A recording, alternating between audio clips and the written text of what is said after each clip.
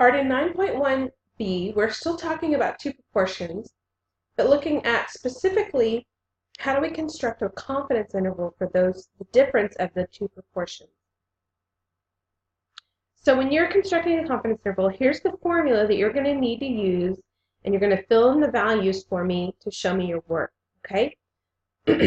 So p hat 1, p hat 2, those are the sample proportions of the given scenario, plus or minus the z star.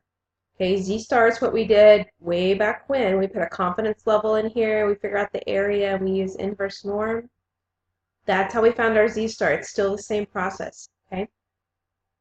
And then all of this business is the standard deviation of the difference of the two means, which we just did in part A. Okay, so this is the formula that you're going to write out for me. Now, putting that in your calculator, there are some keystrokes you need to do. Okay, go stat, test, and you're going to look for test B.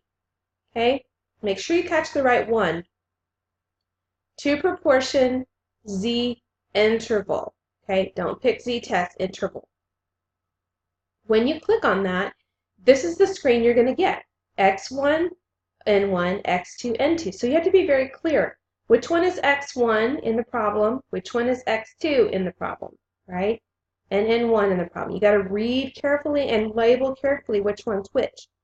And then you tell them the confidence level, and then you hit calculate. It's pretty straightforward like we did before. We just have two proportions to enter this time. So let's run through an example. So you'll recognize the state plan do conclude process. That process is not changed, not going away. All right, so let's read this. Do younger people use Twitter more often than older people? In a random sample of 585 adult internet users aged 18 to 29, 32% used Twitter. In a separate random sample of 595 adult internet users aged 30 to 49, 13% used Twitter. Construct and interpret a 90% confidence interval for the difference between the true proportions of adult internet users in these two age groups. All right. So what is our context? What are we finding? We're finding the difference between the two proportions of adult internet users in the two groups who use Twitter. That is my big context phrase that I'm going to use a bunch. All right. So in my 585, aged 18 to 29, 32% used Twitter. And then in the 595 that were aged 30 to 49, only 13% used Twitter. I have highlighters. Feel free to use them to clarify what it is we're doing and which numbers go with what. So on the state, when we do a confidence interval, you start it with, we want to estimate, and then I'm going to use this yellow phrase, the true difference between the true proportions of adult internet users in these age groups who use Twitter. All right? And with how much confidence? With 90% confidence. Okay? So what do we want to estimate? And our confidence level. Make sure you have both. Now to plan, what are we using? We're using a two proportion z interval, and we need to check our conditions. So to check if it's random, remember we have to prove that it's two separate random samples. So I have a simple random sample of 585, what's that? 18 to 29-year-old adults. And then I had a simple random sample where n was 595. That was 30 to 49-year-old adults. Okay, so I identified the two separate samples. That's important here. Now, for normality, I have to show large counts for both of these. So, for the adults, I'm going to do 585. Oh, sorry. For the young adults, I'm going to do 585 times 0.32, and then 585 times 1 minus 0.32. Okay, both of these are greater than 10. Then I need to do the other sample, 595 times 0.13, and 595 times 1 minus 0.13. Okay, So I've proven large counts for both of these, so I can say this is approximately normal because of the large counts test, okay? And that's my proof for it. Now, let's continue on with the do step. All right, remember our formula is going to be the two differences. So we need to label for a second. All right, P1 is going to be our 18 to 29-year-olds, and P2 is going to be the 30 to 49-year-olds, okay?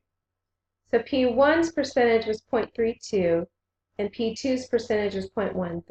All right, so remember the differences first. So I do 0.32 minus 0.13 plus or minus. All right, so let's stop and think for a second. What is our z-score going to be? If it's at 90% confidence, it means there's 10% left in the tails, or 0.05. Right, so I do inverse norm, and my area is 0.05, so that gives me a z-star of 1.645, okay? 1.645 is my z-star. Then I do that big giant square root, so I'm going to 0.32 times 1 minus 0.32 over 585, 0.13 times 1 minus 0.13 over 595. Now, that's all you have to do is show me the work. Now we put this in the calculator, so watch this. If I go to stat and over to test, and I go all the way down to the two proportion z interval, or letter B. All right, let's say I don't know what x1 is. Like in this problem, it just gave me percentages, right? So I knew my x1 is my 18 to 29-year-olds. So what I can do is put in my percentage, 0.32, times my sample size, 0.32 times 585, bam. And there's however many out of 585 was 0.32%, okay? Same thing happens on x2. It didn't tell me how many were, but it did tell me that 13% of 595, so I can multiply them together and get that number right there. So if you let your calculator do that for you, that's all fine and good, but you can't leave that x value a decimal, okay? You have to round it up, 183. And this was 585, and this would be 78. You have to have all these be whole numbers. So if it calculates it for you and puts a decimal, round it up to the next one, okay? Then hit calculate, and there's my confidence interval, all right? 0.142 to 0.221.